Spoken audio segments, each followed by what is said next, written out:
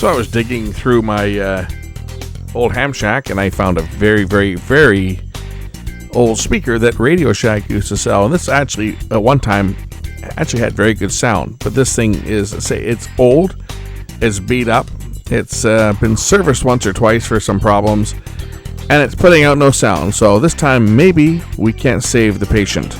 But we'll try. Let's check it out. Anybody who remembers Radio Shack remembers this little marvel of a speaker that they had. The Minimus 0.5.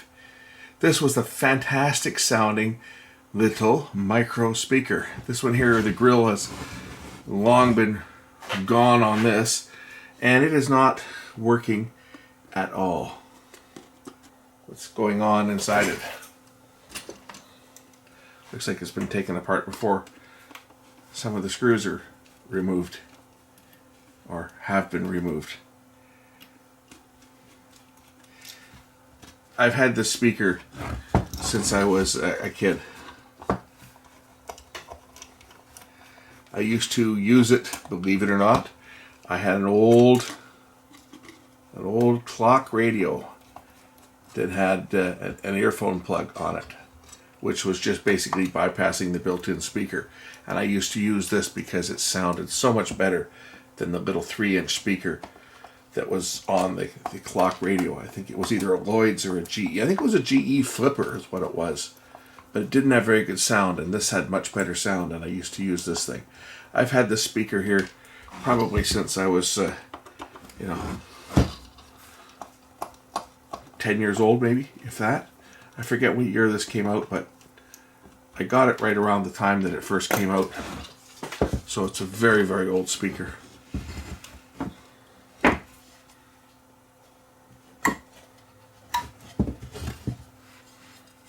Is that a date on here? Is that 1970?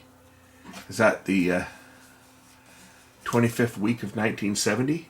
Gee, it could be. It's made in Korea, this little speaker. But I'm curious as to where it is open. Got an open coil here somewhere. Is it on one of the wires here, or is it the actual voice coil that's gone open? Quite often it was the little wires here that went down to the speaker that went bad. And usually you could, I'm just going to get my soldering iron and heat it up here, or even my scalpel. Cut away some of the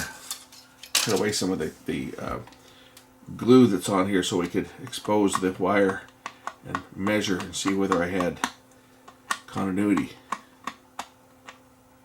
Quite often it would break right here. This black cement is actually the same stuff that we repair speakers with. That's what this stuff is.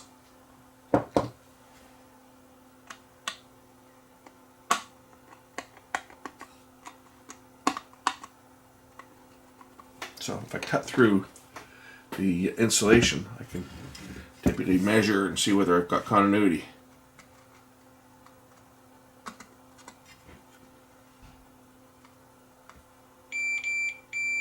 Got continuity on this side. Do I have continuity on this side? No. Okay, so I've got continuity there. And I don't have continuity over here. So the problem is the voice coil. Now, is it the voice coil itself, or is it right where it connects to here? Usually it breaks right here from vibration, because all that typically is just, there's usually a, does this one have a rivet on it or not? No, it's just, it might have a little rivet in there. But anyway, it usually, when it's going to break, it breaks right here, and it can be repaired. So let's just get a close look at the wires and see whether we can spot where they're broken.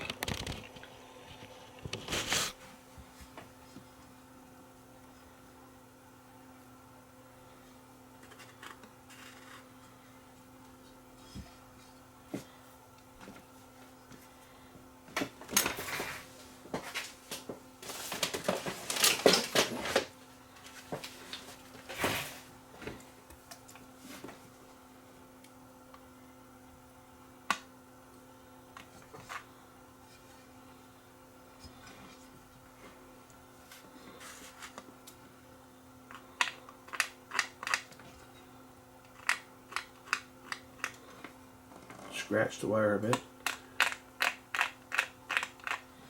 See if I can measure continuity now across the voice coil.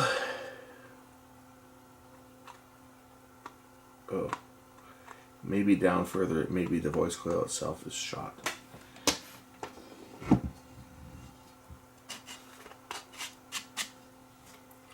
This patient may not be savable.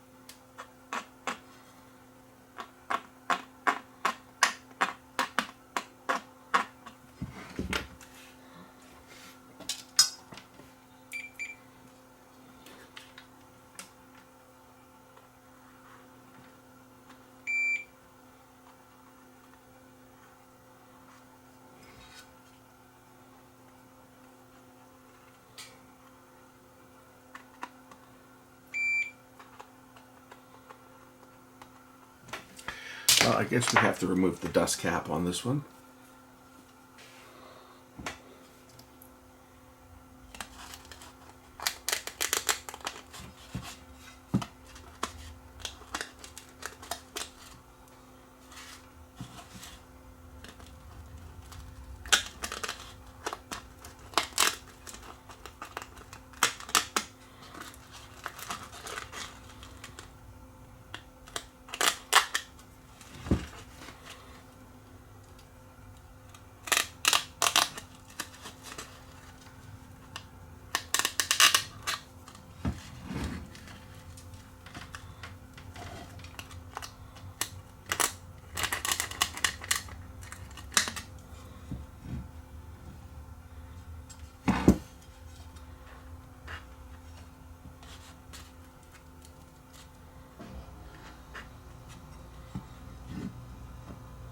I'm hopeful if it's a wire that's broken, it is broken where I can get at it. Obviously, if it's in the voice coil itself, we're not going to get there, but I'm hoping that it's before the voice coil, like maybe right where the dust cap was glued on.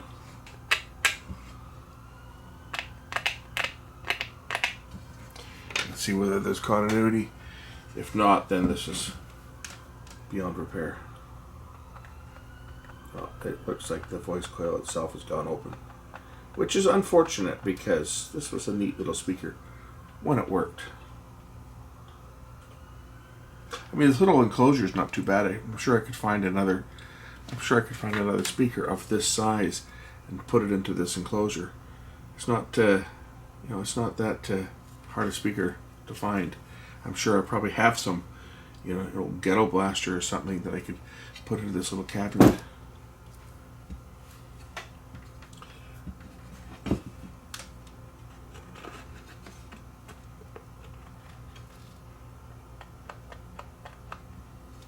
But I guess it's shot.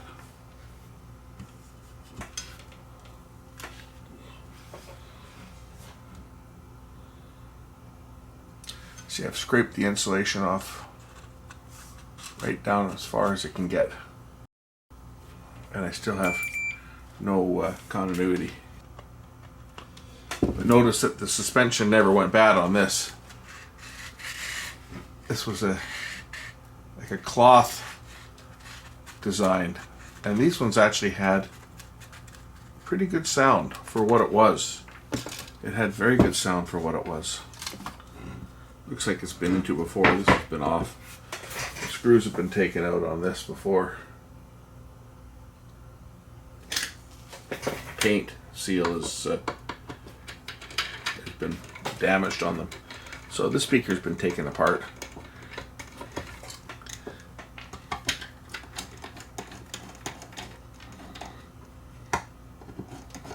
As you can see, it's rated at 10 watts. But it really was one of the first.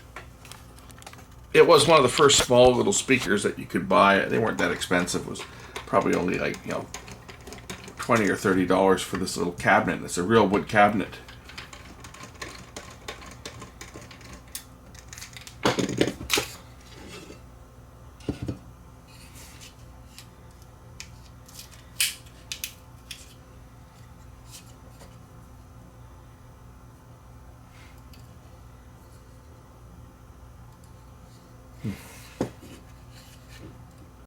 Listen, when you press it down,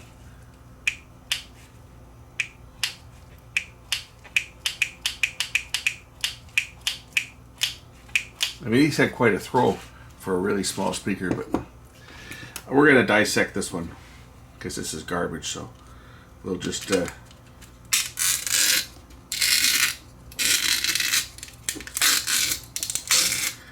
the coil right out, see where it failed.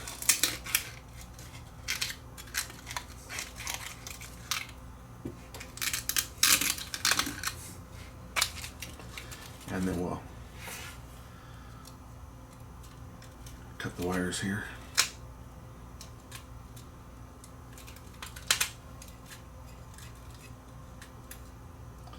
And we'll cut the spider, which is this suspension here.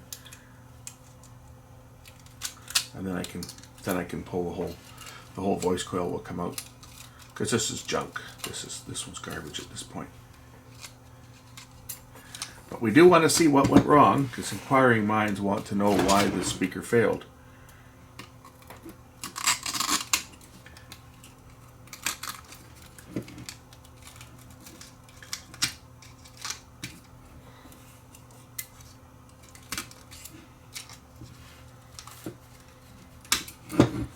Okay, be careful with this thing. This is an actual scalpel.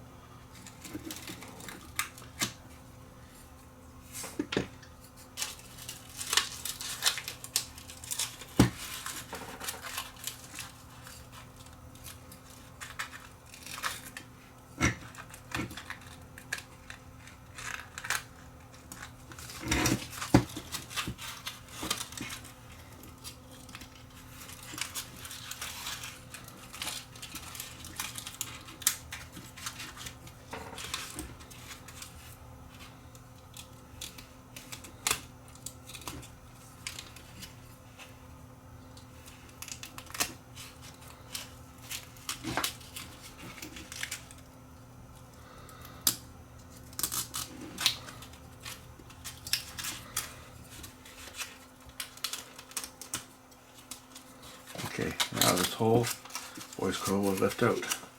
And this is all there is to a speaker. See, all there is a coil of wire mounted to a paper cone. And there is the coil of wire. And that coil of wire is open.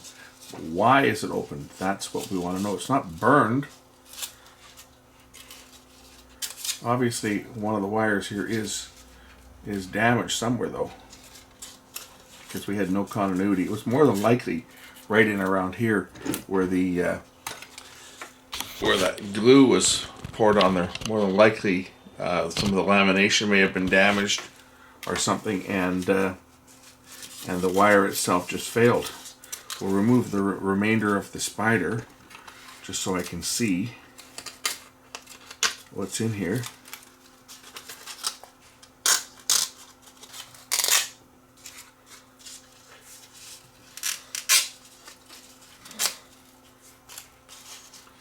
And we'll remove the voice coil from the cone.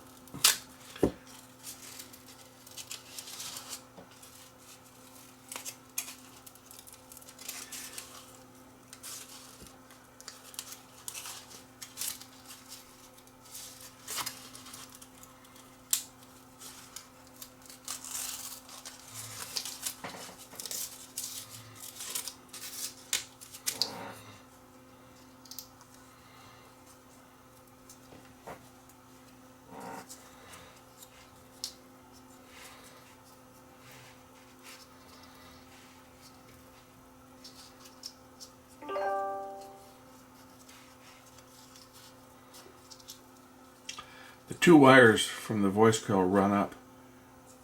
One runs up right here. The other one runs up on this side.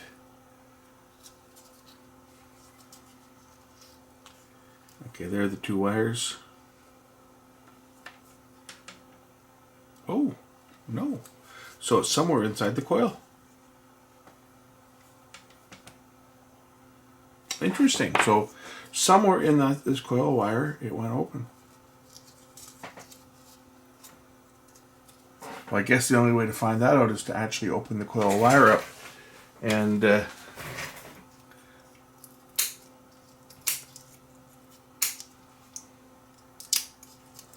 and see where it went open.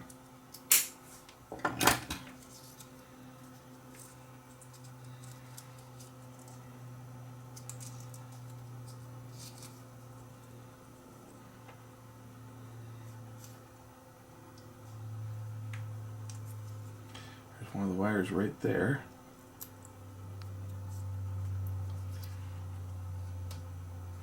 Looks like that might be where it was broken, right here actually. At the top of the coil. That wire came out there pretty easy with no effort.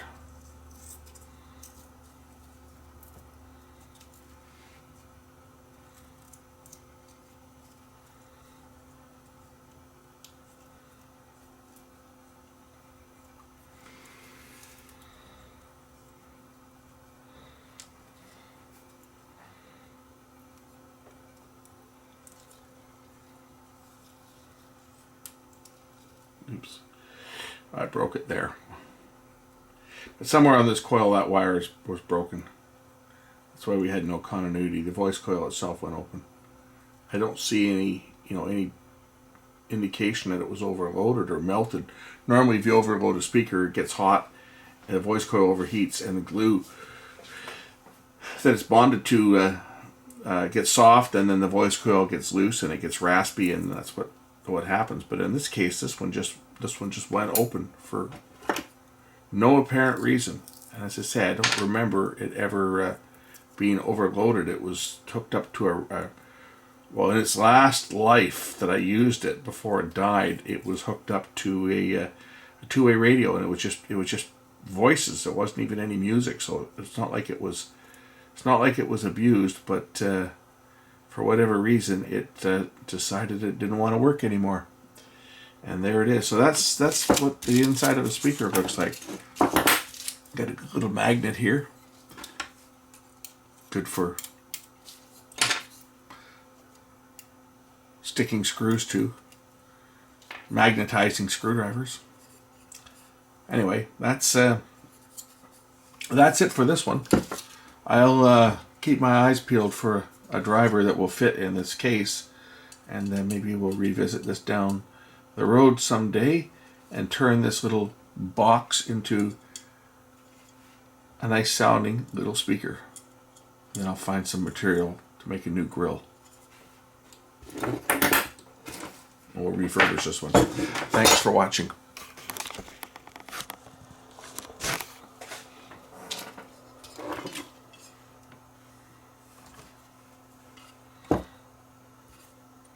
Missing a screw. Where'd that last screw go? Here it is. Just want to keep track of the screws here for this frame. We'll put this back on.